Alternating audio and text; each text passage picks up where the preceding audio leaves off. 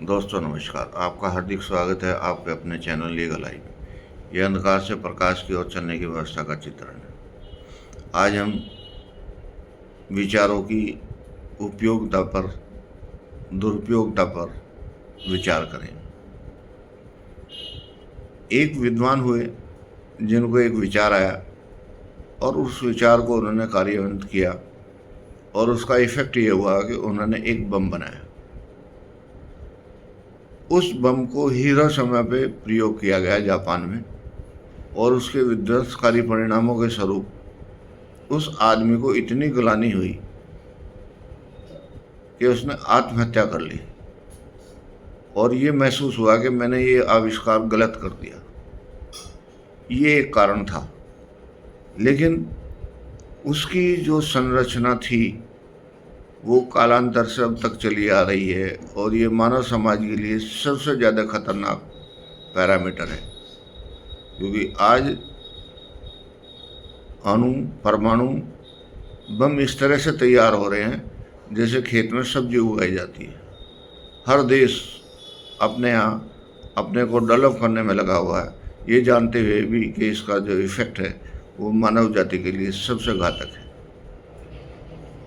दूसरा विचार आया चाणक्य को। उसने विष कन्या पैदा की। हो सकता है उस समय की रिक्वायरमेंट ये रही हो, लेकिन कालांतर में ये एक ऐसी व्यवस्था बन गई कि सब चीज़ों के लिए इफेक्टिव है।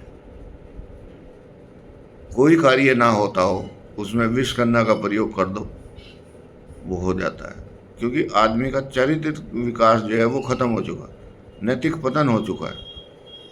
एक तीसरा विचार भी है। सुभाष चंद्र बोस जब ICS का एग्ज़ाम दे रहे थे तो उसमें एक क्वेश्चन था कि भारत में राज कैसे करें।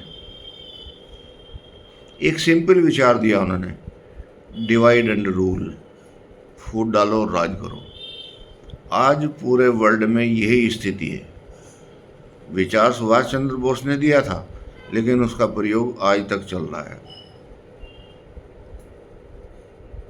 और उसका इफेक्ट क्या है कि हर आदमी अपने अपने तरीके से एक दूसरे की बैक बेटिंग किए तैयार खड़ा है।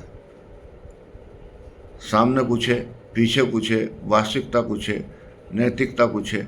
वो सब चीज़ें सब ताक पर रख दी, सिर्फ अपने उद्देश्य को फॉलो करने के लिए डिवाइड एंड रूल की पॉलिसी को अडॉप्ट किए बैठा है। एक चौथा विचार भी है। एक आदमी अपने को ये समझ बैठता है कि मैं कुछ नहीं रहा, मेरा अस्तित्व तो खत्म हो गया।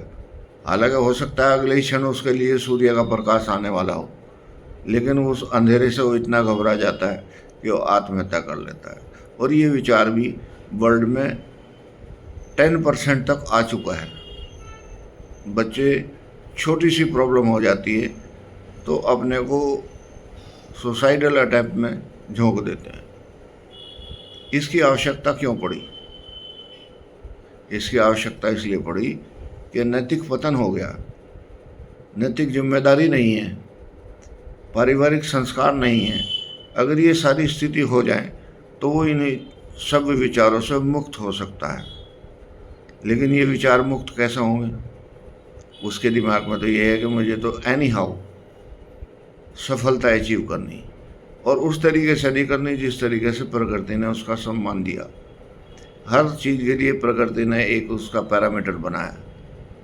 उस पैरामीटर के तहत अगर वो सफलता मिलती है तो वो यूनिवर्सल ट्रूथ होती है। लेकिन जब भी उसको दाएं बाएं करके हम सफलता लेते हैं तो वो विध्वंसकारी होती है, और विध्वंसकारी चीज़ें कभी भी समाज के लिए अच्छी नहीं होती। और यही विचारणीय विषय।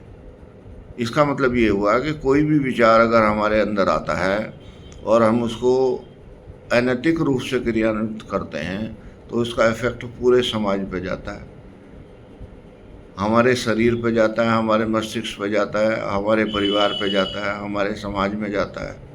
ये सब चीज़ें पैरेलल एप्लीकेबल होती हैं।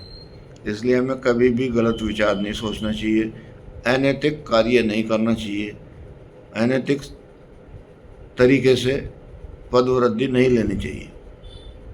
मेहनत करें, प्रयत्न करें, प्रे करें और सफलता लें। वो एक यूनिवर्सल आपके पास पूंजी होगी। ऐसा मेरा विचार है। नमस्कार।